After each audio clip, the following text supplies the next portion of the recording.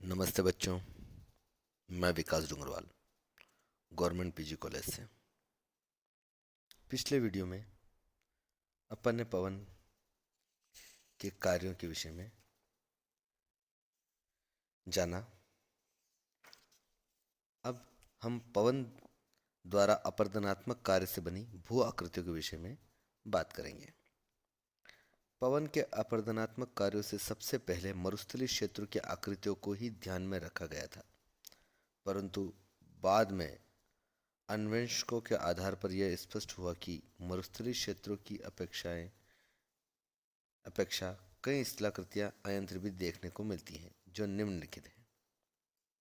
वाताग्र या अफवाह बेसिन। वनस्पति विहीन क्षेत्रों में तीव्र गति से चलती हुई वायु में भंवरें उत्पन्न हो जाती हैं और धरातल पर गर्त बन गए हैं। पैट्री के अनुसार नील नदी के डेल्टा से पिछले 2600 वर्ष में कम से कम 2.5 मीटर 2.5 मीटर मोटी मिट्टी की परत पवन द्वारा उड़ाकर ले जाई गई। संयुक्त राज्य अमेरिका के वायोमिंग राज्य में बिग होलो लगभग 14 किलोमीटर लंबा, 8 किलोमीटर चौड़ा और 100 मीटर गहरा है। इसके बारे में अनुमान है कि यह पवन द्वारा 10 अरब टन रेत तथा धूल के अपवाहित होने से बना है। बर्की तथा मॉरिस ने इन वाताग्रों की उत्पत्ति में अफवाहन सिद्धांत का ही समर्थन किया है। दूसरा है इंसलबर्ग। उष्ण प्रदेशों के रेतीले क्षेत्रों में जब पवन से कोमल कण उड़ जाते हैं और अपरदन इतना हो जाता है कि केवल ऊंचे ऊंचे कठोर ग्रेनाइट के टीले रह जाते हैं, तो दूर से ऐसे लगते हैं जैसे सागर में द्वीप स्थित हो। इनमें पार्श्व ढाल मुख्य स्थान रखता है। जर्मनी के भूगोलवेत्ता कालाहारी मरुस्थल में उत्पन्न हुए ऐसे टीलों को इंसेलबर्ग कहते हैं।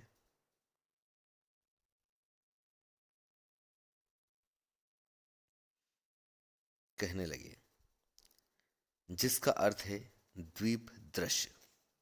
बाद में सभी मरुस्थलों के इस प्रकार के टीलों के इंसेलबर्ग के नाम से पुकारा जाने लगा। डेविस तथा पेसार्गे ने यह स्पष्ट किया है कि इंसेलबर्ग मरुस्थलीय अपरदन वृत्त का अंतिम रूप है। तीसरा, छत्रकशिला। इसे मशरूम रॉक भी कहते हैं। इसे अरबी भाषा में गारा भी कहते हैं, जिसका अर्थ छतरीनुमा शेल आकृति से माना जाता है। जब मरुस्थलीय भाग में कोई चट्टान अत्यधिक ऊंचाई में स्थित होती है, तो पवन अपनी अपघर्षण क्रिया द्वारा उस चट्टान को काटने लगती है। पवन का अपघर्षण कार्य चट्टान के निचले भाग एवं आधार तल पर तीव्र गति से होता है। चूंकि पवन के साथ भारी कंकड़, पत्थर तथा बालू के कण नीचे के भाग में ही रहते हैं, इससे मरुभूमियों में खड़ी चट्टानों का अपरदन निचले भाग में अधिक तथा ऊपरी भाग में कम होता है। इस प्रकार एक छतरीनुमा आकृति बन जाती है, जिसे छत्रक कहते हैं। सहारा मरुस्थल में इसे हमादा के नाम से जाना जाता है। चौथा, भूस्तंभ या डिमोइसल। इनको हुडू के नाम से भी जाना जाता है। ढीली कोमल शेलों के ऊपर जब कठोर प्रतिरोधी शेलें बिछी रहती हैं, तो नीचे की कोमल शेलों को संरक्षण प्रदान करती हैं। कालांतर में जब निकटवर्ती शेलों का अपरदन होता है, किंतु उनके शीर्ष पर कठोर शेलों का आवरण शेष रहता है, ऐसी आवृत्ति को भूस्तंभ या डिमोइसल कहते हैं। पांचवा, जूजेन।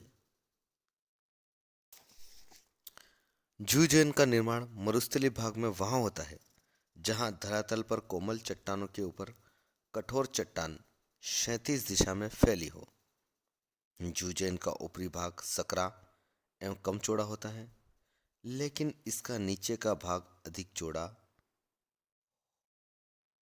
होता है। रात को जब चट्टानों की संधियों में स्थित जल रात्रि के समय बर्फ के रूप में जम जाता है, जिस कारण चट्टानों की दरारों में दबाव पड़ता है और चट्टान ऊपर से टूट जाती है। दिन में जल के पिघलने तथा रात में बर्फ के रूप में जमने से चट्टानों के ऊपरी भाग में छोटे छोटे छिद्र हो जाते हैं। इन छिद्रों से होकर अपने अपक्षय एवं अपरदन द्वारा आंतरिक भाग में स्थित कोमल चट्टानों को उड़ाकर ले जाती है, जिससे ये छिद्र ऊपरी भाग में कठोर चट्टान पाए जाने से कम चौड़े तथा आंतरिक भाग में कोमल चट्टानों के कारण अत्यधिक अपरदन से अधिक चौड़े हो जाते हैं तथा कालांतर में जूजेन जैसे विशिष्ट आकृति बनती है। मिस्र व अरब में यह आकृति विशेषतः पाई जाती है। इसकी ऊंचाई 25 से 50 मीटर होती है। 5. यार्डंग।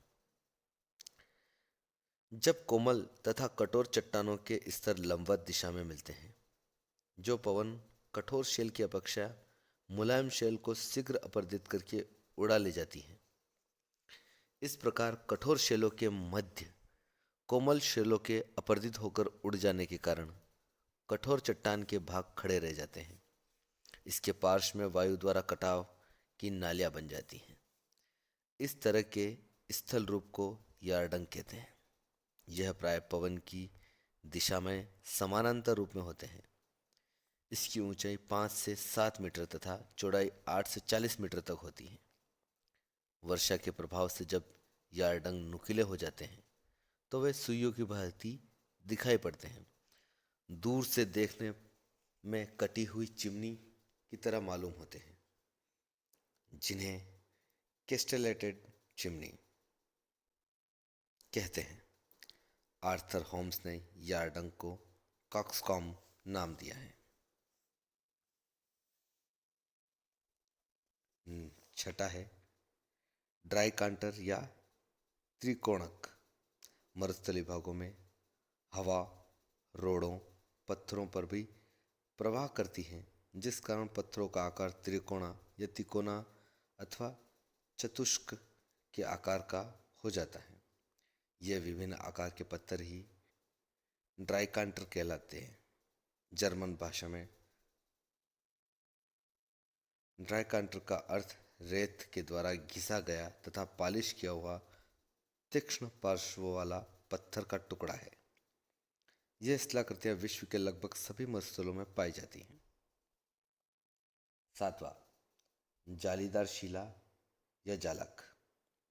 मरुस्थलीय भाग में जब तीव्र पवन के सामने कठोर एवं कोमल चट्टानें आती हैं, तब पवन अपघर्षण तथा अपवाहन क्रिया द्वारा कोमल भागों को अपरदित करके उड़ा ले जाती हैं, जिससे कठोर चट्टानों के बीच बीच में छोटे छोटे छिद्र बन जाते हैं।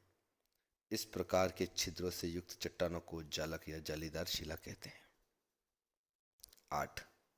पुल तथा खिड़की। जालीदार शिला में पवन के निरंतर प्रवाह एवं प्रहार द्वारा पवनोमुखी भाग में छिद्र हो जाता है। यह छिद्र धीरे धीरे बड़ा हो जाता है। चट्टान के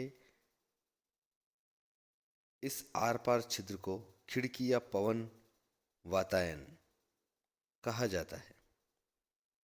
धीरे धीरे शिला का कटाव आधार तक हो जाता है, परंतु ऊपरी भाग छत के रूप में खड़ा रहता है। इस तरह एक मेहराब की आकृति का निर्माण होता है। शिला की छत पुल की तरह शेष रहती है।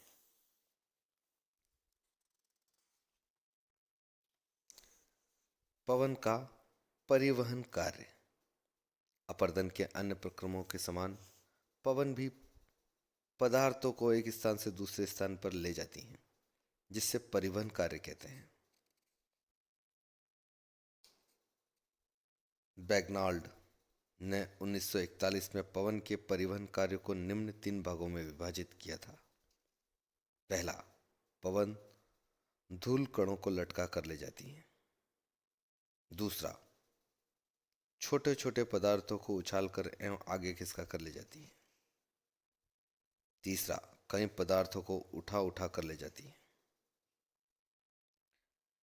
पवन का परिवहन कार्य अपर्दन के अन्य कार्यों के समान सुनिश्चित नहीं होता, अतः पवन के परिवहन कार्य की निम्नलिखित सामान्य विशेषताएं होती हैं। पवन द्वारा पवन की दिशा निश्चित नहीं होती है। दूसरा, पवन का परिवहन अधिक दूरी तक विस्तृत होता है। पवन द्वारा परिवहन नदी एवं हिमनद के समान एक दिशा में न होकर बहुदिशी होता है। चौथा, पवन द्वारा परिवहन कार्य सतह पर या सतह के ऊपर वायुमंडल के निचले स्तर पर भी होता है, जबकि अन्य कारकों में परिवहन कार्य सतह पर या सतह के नीचे होता है। 5, परिवहन द्वारा केवल बारीक कणों का ही परिवहन एक बार में ही हो पाता है। अधिकांशतः मोटे मोटे पदार्थों का परिवहन रुक रुक कर कई बार होता है। 6, केवल 2 mm से कम व्यास वाले कण हवा के साथ मिलकर चलते हैं। उनसे बड़े आकार के पदार्थ फुदक फुदक कर, लुढ़क लुढ़क कर, लग कर, सरक कर अथवा उछल उछल कर चलते हैं। सभी कारकों से वायु का परिवहनात्मक कार्य भूदृश्य निर्माण की दृष्टि से महत्वपूर्ण नहीं है। आज के लिए इतना ही।